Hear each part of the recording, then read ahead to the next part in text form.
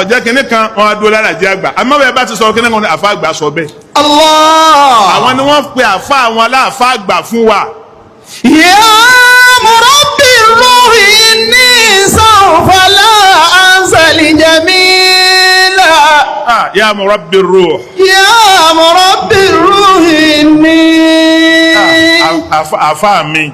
Inni sawfa la ansali jamila. olùyí ẹ̀mí mi ìní gbàgbé lára yín ni mo ti lóko rí. Sawfa la ansali jamila. ó kọ tí wọ́n bí mi mọ́ ọba ti pé mi ọba sí yín bẹ̀ ni. Ya murabbi ruhi inni sawfa la ansali jamila. bàbá alájí àgbà. Anta tulil yawma shani. bàbá tí ò ṣiṣẹ́ kó pé á gbé wá. Anta tahdini sabila.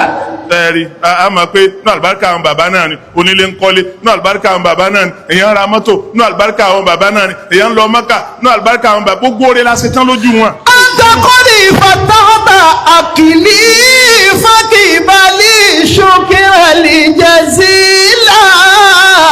Fakibali shukrali jazila. Anta qad fatahta akli. Anta qad fatahta akili. Bàbá ń tẹ ẹ̀rọ sí wa lọ́pọlọ bí ọba sí rutin tẹ ẹ̀rọ sí wa lọ́pọlọ ṣé báwọn èèyàn ti ń kàbùkù láyé náà làwọn náà ọba máa kàbùkù. Anta qad fatahta akili fakibali shukrali jazila.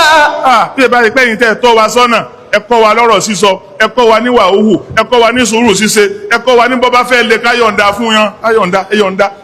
Anta qad fatahta akili fakibali shukrali jazila. Fakibali shukran jazila. Ọlọ́run dákun bá wa dúpẹ́ fàlàjì àgbà. Amina. Bá wa dúpẹ́ fún bàbá. Qulu ma'i. Dákun ń bọ̀ náà fà. Ayyakumullah.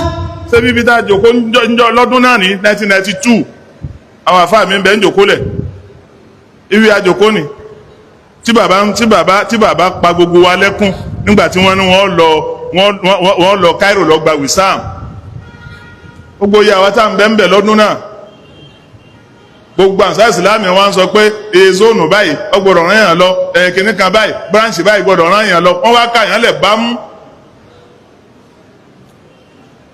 ó tún fẹ́ di pé kálukú ọmọ ìjà sí kálukú tí ń hó ní mọ́sálásí yìí náà ni bá ti wọ̀ yín lónìí ní tó ń rántí. Allah. bàbá wa sàṣàlátù bí wọ́n ti ṣe nì wọ́n wá ń sọ fún wa wípé ńgbà tí àwọn ọmọ gbé kinní yìí wá tí wọ́n ní wọ́n mú lẹ́tà wá ẹ̀mí mi ò fẹ́ gbà wọlé àmọ́ àwọn ọmọ wa rán mi létí wípé bí wọ́n ti mú ti Saudi Arabia wá ń jọ́sí náà nu tẹ́ ẹ kọ́ bóyá kíkọ́ tẹ́ ẹ kọ́ náà ni ó jẹ́ kó sí àjọṣe láàrin àwa tá a jọ ọmọ yín pẹ̀lú wọn tó nǹkan ẹ má tún kọ́ ilé yìí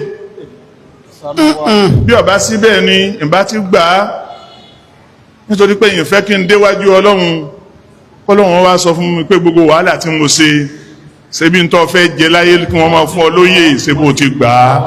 Anta khalifata akili fakibali shukrali jazila. àfà gbogbo kálukú bu ẹkún ni. ìṣe fẹ́ káńsá sílámì ọ̀ràn yẹn kankan tẹ̀lé mi ìfẹ́ kẹ́nìkan kan dààmú kẹ́nìkan ṣe wàhálà bẹ́ẹ̀ bá rán yẹn tẹ̀lé mi ọ̀làdọ̀sù nìkan náà ní kẹ́ ẹran tẹ̀lé mi. Allahu akbar. ara kálukú balẹ̀ bàbá wìsáàmù tí kálukú fi ń ṣe fàárí lónìí ntí bàbá fi kọ́ wa ntí wọ́n gbìn sára wa wàláyé bàbá ẹ̀yin lẹ kọ́ wa bẹ́yàn ti gbáyé ẹ̀yin lẹ jẹ́ àmọ́ bẹ́yàn ti gbáyé gbogbo ẹni tí ń bá jọ màdàbíyà tó o bá kójà máa jọ o kólé kéwú jọ o kásàlátù jọ tí o bá ti gbòòrò sáàmọ́ fi wà lájẹ́ àgbálẹ̀ wàlà ánkìbátù lil muttaqin.